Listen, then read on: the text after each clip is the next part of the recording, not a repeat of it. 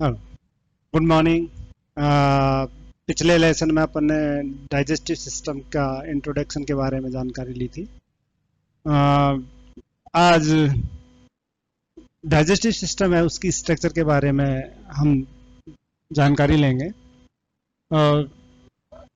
पिछली बार अपन ने देखा था कि डाइजेस्टिव सिस्टम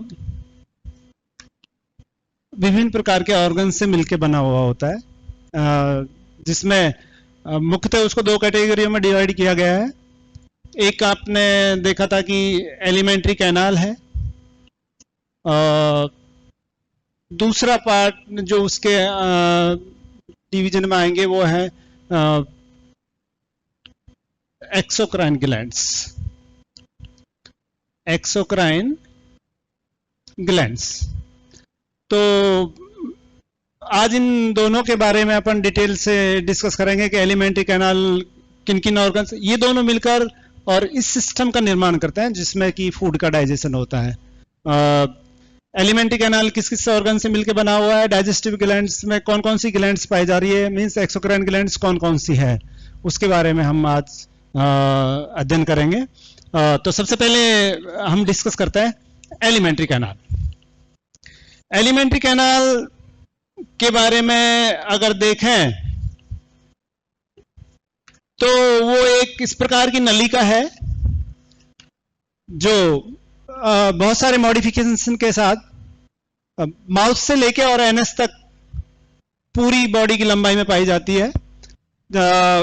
ऑरल अपर्चर से एनल अपर्चर तक की जो ट्यूब लाइक स्ट्रक्चर है उसको आप एलिमेंट्री कैनाल के नाम से जानते हैं। एनिमल कैनाल के अगर देखें तो सबसे पहला जो उसका ऑर्गन हो जाएगा वो हो जाएगा माउथ। माउथ के बाद दूसरी जो चीज उसमें आएगी वो आएगी फेरिंग्स। फेरिंग्स के बाद तीसरी जो स्ट्रक्चर होगी वो होगी ओसेफेगस। ओसेफेगस के बाद नेक्स्ट जो आएगा उसमें ऑर्गन वो होगा स्टोमक। स्टोमक के बाद आती है आपकी इंटेस्टाइन, और इंटेस्टाइन को फर्दर डिवाइड किया गया है। इंटेस्टाइन को फर्दर डिवाइड किया गया है स्मॉल इंटेस्टाइन और लार्ज इंटेस्टाइन। ठीक है, स्मॉल इंटेस्टाइन और लार्ज इंटेस्टाइन। इस प्रकार से अगर स्मॉल इंटेस्टाइन की बात करें तो उसको अपन जो ये डिस्कस कर रहे हैं मैमल्स के बारे में डिस्कस कर रहे हैं, दो भागों में बांटते हैं स्मॉल इंटेस्टाइन को। एक हो जाएगा ड्यूडेनम, दूसरा हो जाएगा जेजिनम और इलियम, तीन पार्ट्स हो जाएंगे स्मॉल इंटेस्टाइन के। उसके बाद लार्ज इंटेस्टाइन की अगर बात करें तो उसमें कॉलन, सीकम, रेक्टम, तीन पार्ट हो जाएंगे। रेक्टम होता है वो एनल अपर्चर के द्वारा बॉडी से बाहर खुलता है। तो इस प्रकार से स्मॉल इंटेस्टाइन और लार्ज इंटेस्टाइन को फर्दर छोटे छोटे तीन तीन भागों में बांटा गया है। In case of human beings या मैमल्स की बात करें तो एलिमेंट्री कैनाल आप देख सकते हैं कि mouth, pharynx, oesophagus, stomach, intestine, इन सब अंगों से मिलके और बनी हुई संरचना है। बेसिकली अगर आप देखें कि एलिमेंट्री कैनाल का ओरिजिन किस प्रकार से होता है तो ये अपने आप में एंडोक्राइन है, या आप कहोगे कि एंडोडर्म से बनी हुई संरचना है, जो कि शुरुआत में एक हॉलो ट्यूब लाइक स्ट्रक्चर होती है। शुरुआत में जब गैस्ट्रुला के बाद ऑर्गेनोजेनेसिस की प्रक्रिया स्टार्ट होती है तो गैस्ट्रुला में आप देखते हैं कि वहां पर तीन लेयर्स पाई जाती हैं, एक्टोडर्म, मीजोडर्म और एंडोडर्म। इन तीनों लेयर्स को अपन जर्मिनल लेयर्स के नाम से जानते हैं। इन जर्मिनल लेयर से डिफरेंट टाइप के ऑर्गन्स का डेवलपमेंट हमारी बॉडी में होता है। उसी क्रम में जो आपकी डाइजेस्टिव सिस्टम है बेसिकली एंडोडर्म से बना हुआ है। उसके कुछ पार्ट मान के चलो कि माउथ और रेक्टम या ओरल अपर्चर और एनल अपर्चर के आसपास का जो एरिया है वो थोड़ा बहुत एक्टोडर्मल ओरिजिन का है। बाकी का ज्यादातर पार्ट जो एलिमेंट डाइजेस्टिव सिस्टम का है वो एंडोक्राइन ओरिजिन का है, एंडोडर्मल ओरिजिन का है। तो एंडोडर्मल ओरिजिन से जो जैसे बाइडियो मान के चले कि इस तरह से ये एक्टोडर्म है, इस प्रकार से ये एंडोडर्म है और इन दोनों के बीच में मीजोडर्म पाई जाती है। तो यहां से इसमें ऊपर की तरफ इस तरह से इविजनेशन होते हैं और एक स्ट्रक्चर डेवलप होती है, धीरे धीरे करके ये दोनों फोल्ड्स एक दूसरे के नजदीक आते हैं इस प्रकार से, और नजदीक आके एक ट्यूब लाइक स्ट्रक्चर बन जाती है। तो पूरे न्यूरल ट्यूब के नीचे नीचे एक पैरेलल ट्यूब का डेवलपमेंट होता है, जो कि आगे जाकर उसको आप कहो तो शुरू में प्रीमिटिव गट के नाम से जानते हैं। उस प्रीमिटिव गट है, उसमें बहुत सारे मॉडिफिकेशंस आते हैं। मॉडिफिकेशन से वो इन डिफरेंट ऑर्गन्स में, जो पहले एक सिंपल ट्यूब लाइक स्ट्रक्चर थी, वो mouth, pharynx, oesophagus, stomach, intestine जैसे छोटे छोटे ऑर्गन्स में डेवलप हो जाती है, और इस प्रकार से ये मॉडिफिकेशंस होते हैं, वो अलग अलग अंग का रूप ले लेते हैं। एलिमेंट्री कैनाल में अगर सबसे फर्स्ट देखें माउथ का देखा जाए तो उसमें एक ऑरल अपर्चर पाया जाता है, जो अंदर की साइड दो जॉ पाए जाते हैं। ऑरल अपर्चर होता है वो लिप्स के द्वारा गार्डेड होता है। जॉज के ऊपर टीथ्स पाए जाते हैं, जो कि 4 प्रकार के होते हैं। 4 प्रकार के टीथ्स का अलग अलग तरह का काम होता है, और वो पियर्सिंग, टीयरिंग, चविंग एंड ग्राइंडिंग इन सब में अपनी हेल्प करते हैं। मींस मैकेनिकल डाइजेशन में कहीं न कहीं अपना रोल प्ले करते हैं। उसके अलावा माउथ के बाद जो आगे जाके, और वो माउथ एक छोटी हॉलो सकरी ट्यूब लाइक स्ट्रक्चर में खुलता है, जिसको कि फेरिंग्स के नाम से जानता है।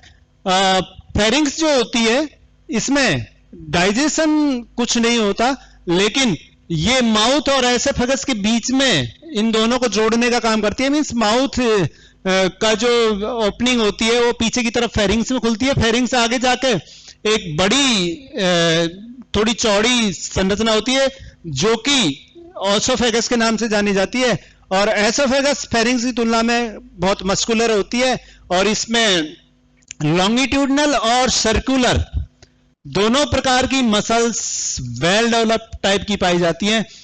इन मसल्स के अल्टरनेटिव या अल्टरनेट रूप से कॉन्ट्रैक्शन और रिलैक्शन से यहां कुछ मूवमेंट्स डेवलप होते हैं।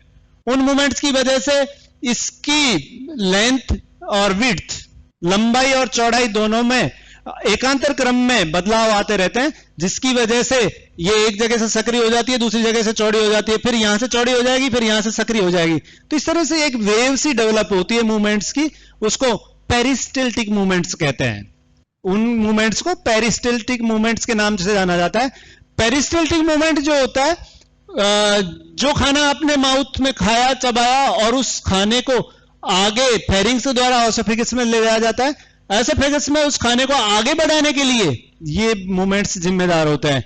एसोफेगस के बाद एसोफेगस पीछे आगे जाके एक बैग लाइक स्ट्रक्चर, जो कि एलिमेंट्री कैनाल का सबसे बड़ा पार्ट होता है, और थैले जैसी संरचना होती है, स्टोमक में खुलता है। स्टोमक मस्कुलर पार्ट होता है, ग्लैंडुलर पार्ट होता है, मसल्स काफी डेवलप होती हैं और ग्लैंड्स पाई जाती हैं। ग्लैंड्स में मोस्टली एक्सोक्राइन टाइप की ग्लैंड्स पाई जाती हैं। एक्सोक्राइन ग्लैंड्स का मतलब एंजाइम सीक्रेट करने वाली ग्लैंड्स पाई जाती हैं। कुछ विशेष प्रकार की कोशिकाएं, जैसे कि आप जानते हो कि इसमें HCl का स्रावण होता है, तो उन विशेष प्रकार की कोशिकाएं हैं, उनको ऑक्जिनटिक सेल्स के नाम से जाना जाता है, और वो HCl जो होता है, हाइड्रोक्लोरिक एसिड, उसको सीक्रेट करने का काम करती हैं। स्टोमक के बाद ये आगे जाके एक narrow tube like convoluted structure में खुलती है, जो कि स्मॉल इंटेस्टाइन होती है। स्मॉल इंटेस्टाइन की जो दीवार होती है, उसमें भी बहुत सारी एक्सोक्राइन ग्लैंड्स पाई जाती हैं, जो डिफरेंट टाइप के एंजाइम्स, और कुछ एंडोक्राइन ग्लैंड्स पाई जाती हैं, या उसकी लाइनिंग की जो सेल्स होती हैं म्यूकोसा और सब म्यूकोसा की, वो एंडोक्राइन ग्लैंड की तरह काम करती है। तो वहां से कुछ हार्मोन सीक्रेट होते हैं, जो डाइजेशन की जो प्रक्रिया होती है, मींस लीवर और पैंक्रियाज को एक मैसेज भेजते हैं कि खाना यहाँ पर आ गया है, और तो उस दौरान वो स्टिमुलेट होकर उस खाने को डाइजेस्ट करने के लिए अपने अपने जो सीक्रेशंस होते हैं, उधर से पैंक्रियाटिक जूस और उधर से जो अपना लीवर होता है वहां से बाइल जूस, दोनों सीक्रेट होते हैं, और वो अपना अपना रोल आगे प्ले करेंगे। तो स्मॉल इंटेस्टाइन होती है, वो डाइजेस्टिव होती है नेचर में, एज वेल एब्जॉर्प्शन में अपना कुछ रोल प्ले करती है। लार्ज इंटेस्टाइन की अगर बात करें तो इसमें एक्सोक्राइन ग्लैंड्स या ग्लैंड जैसी कोई संरचना तो पाई नहीं जाती, लेकिन डाइजेस्टेड जो फूड होता है, डाइजेस्टेड फूड मटेरियल्स जो होते हैं, उनको एब्जॉर्प्शन में बहुत बड़ा रोल ये प्ले करती है। मींस अवशोषण जो यहां स्टार्ट हो गया था छोटी आंत्र में, वो बड़ी आंत्र में भी जारी रहता है, और जो पचित खाद्य पदार्थ हैं उनको अवशोषित करने का काम करती है। उसके साथ साथ पानी जो होता है आपकी बॉडी में उसको अवशोषण करने का काम करेगी। स्मॉल इंटेस्टाइन को अगर देखा जाए तो ये ह्यूमन बींग्स की अगर बात करें या मैमल्स की बात करें तो ड्यूडेनम, जीजेनम और इलियम 3 भागों में बटी हुई होती है। उसके बाद ये कॉलन, सीकम और रेक्टम 3 भागों में बटा होता है। रेक्टम पीछे की तरफ जो बैग लाइक स्ट्रक्चर होती है वो एनल अपर्चर से बॉडी से बाहर खुल जाता है। हाँ, रेक्टम में कुछ समय के लिए आपका जो फीकल मटेरियल है वो स्टोर करके रखा जाता है, और अगर जरूरत पड़ती है बॉडी को ऐसी तो वहां से वाटर जो होता है उसको रीएब्जॉर्ब करने का काम थोड़ा बहुत होता है। तो अभी अपन अगर इनका देखें तो माउथ के बारे में अगर बात करें तो माउथ में 3 जोड़ी सैलाइवरी ग्लैंड्स पाई जाती हैं।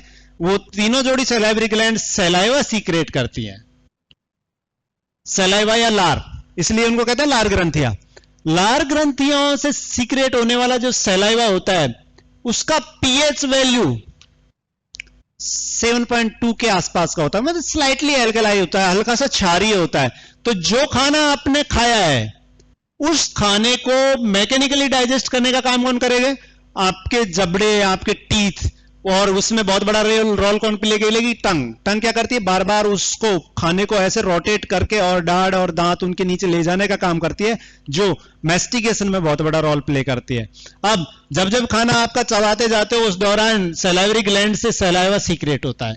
ये सैलाइवा आपके खाने के साथ मिक्स होकर उसमें कार्बोहाइड्रेट का डाइजेशन स्टार्ट कर देता है, और कार्बोहाइड्रेट का डाइजेशन स्टार्ट होकर, और तो अगर आप देखो कि रोटी या ब्रेड का एक छोटा सा टुकड़ा आप शुरू में खाइए, उसका स्वाद थोड़ा सा तीखा लगता है, लेकिन थोड़ी देर आप उसको बार बार से ऐसे करके जो मैस्टिकेट करोगे तो हल्का सा स्वीट होने लग जाता है। मींस उसमें जो एंजाइम पाया जा रहा है, जिसको कि आप सैलाइवरी एनालिज के नाम से जानते हैं या टाइलिन के नाम से जानते हैं, वो एंजाइम धीरे धीरे करके उस फूड में या उस ब्रेड या उस रोटी में जो स्टार्च पाया जा रहा है उसको कार्बोहाइड्रेट की सिंपल फॉर्म में चेंज करना स्टार्ट कर देता है। और सिंपल कार्बोहाइड्रेट्स होते हैं, मींस मोनोसैकेराइड जैसे कि ग्लूकोज होता है या डाइसैकेराइड्स होते हैं, वो टेस्ट में हल्के से स्वीट होते हैं। स्वीट होने की वजह से इसमें स्वीटनेस आना स्टार्ट हो जाती है। तो माउथ एक ऐसा ऑर्गन है जिसमें दोनों प्रकार के chemical as well as mechanical, means रासायनिक और यांत्रिक दोनों प्रकार के पाचन हो। उसके बाद ये जो खाना यहां पर पेस्ट की फॉर्म में उपस्थित होता है उसको आप काइल के रूप में जाना जाएगा, ठीक है ना। और वो बॉलस की फॉर्म में यहां से फेरिंग्स में आता है, फेरिंग से वो उसोफेगस में, एसोफेगस से उसको बॉलस मूवमेंट द्वारा स्टोमक में पहुंचाया जाता है, ठीक है। स्टोमक में जब खाना जाता है तो जैसे ही स्टोमक की दीवारें स्टिमुलेट होती हैं उसमें पाई जाने वाली विशेष प्रकार की कोशिकाएं जिनको कि आप ऑक्जेंटिक सेल्स के नाम से जाना जाता है। ये ऑक्जेंटिक सेल्स हाइड्रोक्लोरिक अम्ल या HCl या हाइड्रोक्लोरिक एसिड को सीक्रेट करने का काम करती हैं, जिसकी पीएच वैल्यू 2 से भी कम होती है। ये स्ट्रांगली एसिडिक होने की वजह से जो खाना स्लाइटली एल्कलाइन था, मुंह में जो खाना स्लाइटली एल्कलाइन था, वो खाना जैसे ही स्टोमक में आता है उसका मीडियम क्या हो जाएगा? एसिडिक। पहले कैसा था? एल्कलाइन, हल्का सा क्षारीय माध्यम, लेकिन स्टोमक में जैसे ही वो हाइड्रोक्लोरिक एसिड के साथ मिक्स होगा एसिडिक में चेंज हो जाएगा, और इसको अब हम काइम के रूप में जाना जाएगा। क्या शब्द इस्तेमाल करोगे? काइम। अम्लीय माध्यम में जो काइम होता है, अम्लीय माध्यम में जो खाना होता है उसको आप काइम के रूप में जाना जाएगा। और यहां से स्टोमक से उसका डाइजेशन स्टार्ट हो जाता है। प्रोटीन का डाइजेशन यहां शुरू हो जाएगा। प्रोटीन का डाइजेशन में एसिडिक मीडियम बहुत बड़ा रोल प्ले करेगा।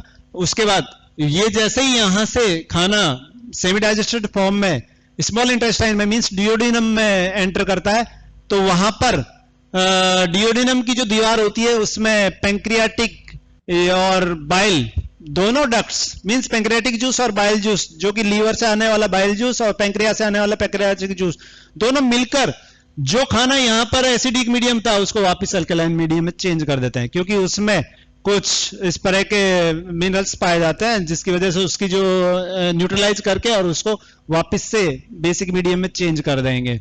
और जो प्रोटीन का डाइजेशन यहाँ स्टार्ट हुआ था वो धीरे धीरे यहाँ आके बंद हो जाएगा, और बाइल जूस की उपस्थिति में जो लिपिड्स होते हैं उनका डाइजेशन यहाँ पे स्टार्ट हो जाएगा। हाँ, पैंक्रियाज में जो पैंक्रियाटिक जूस होता है उसमें जो प्रोटीन को डाइजेस्ट करने वाले एंजाइम्स होते हैं वो फिर यहाँ प्रोटीन का डाइजेशन स्टार्ट करेंगे, क्योंकि वो इस प्रकार का उनमें क्षारीय माध्यम में काम करने की क्षमता होती है। और उसके अलावा इंटेस्टाइन की दीवार से स्रावित होने वाले एंजाइम्स भी इसमें अपना रोल प्ले करेंगे। तो ये खाना यहाँ आते आते लगभग कंप्लीट रूप से डाइजेस्ट हो जाएगा। तो डाइजेस्टेड फूड मटेरियल उनका एब्जॉर्प्शन भी यहाँ स्टार्ट हो जाएगा। उसके बाद जो एब्जॉर्प्शन की प्रक्रिया है वो लगातार लार्ज इंटेस्टाइन में चलती रहती है और यहाँ आके लगभग पूरा का पूरा एब्जॉर्प्शन जो खाने का होता है वो डाइजेस्टेड फूड का होता है वो हो जाता है। हाँ, डाइजेशन के बाद जो एब्जॉर्प्शन की प्रक्रिया है वो दो प्रकार की होती है, एक पैसिव एब्जॉर्प्शन होगा, दूसरा एक्टिव एब्जॉर्प्शन होता है। जब खाना डाइजेस्ट होता है तो डाइजेस्टेड फूड की जब बहुत ज्यादा अमाउंट वहां पर उपस्थित होता है तो शुरू में पैसिव एब्जॉर्प्शन शुरू होता है। जो पैसिव एब्जॉर्प्शन में किसी एनर्जी की जरूरत नहीं होती, वो कंसंट्रेशन ग्रेडियंट के अकॉर्डिंग मींस सांद्रता के अनुसार उच्च सांद्रता से निम्न सांद्रता की ओर, मींस मान के चलो कि किसी भी इंटेस्टाइन में बहुत सारे, जैसा ये इंटेस्टाइन है, इसमें यहां पर ग्लूकोज के 100 मॉलिक्यूल्स है, जबकि इसके पास वाली म्यूकोसा और सब म्यूकोसा में 50 मॉलिक्यूल्स ही है। तो आप देखोगे ग्लूकोज की जो कंसंट्रेशन है, सांद्रता है, वो इंटेस्टाइन के अंदर ज्यादा पाई जा रही है, जबकि पास वाली कोशिका में ज्यादा कम पाई जा रही है। तो यहां पर अपने आप ही ये ग्लूकोज के मॉलिक्यूल उच्च सांद्रता से निम्न सांद्रता की ओर, मींस 100 से 50 की ओर अपने आप मूव करेंगे, ठीक है। लेकिन जब इसमें से 25 मॉलिक्यूल्स इधर मूव कर जाएंगे, उस केस में यहां 75 हो जाएगा और यहां भी 75 हो जाएगा। तो अब दोनों साइड एक जैसे मॉलिक्यूल्स की संख्या हो गई है, मींस वो न्यूट्रलाइज हो गया। तो यहां पर अब सांद्रता के अनुसार ये खाना यहां से यहां पर ट्रांसपोर्ट नहीं होगा। इस केस में बचे हुए मॉलिक्यूल्स को इधर से इधर लाने के लिए एनर्जी की जरूरत पड़ेगी।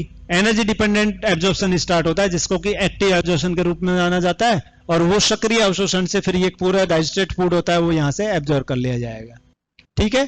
अगली बार अपन अगली क्लास में देखेंगे कि किस ऑर्गन में किस प्रकार से, किस एंजाइम की हेल्प से डाइजेशन होता है और किस लेवल तक का होता है। Thank you very much.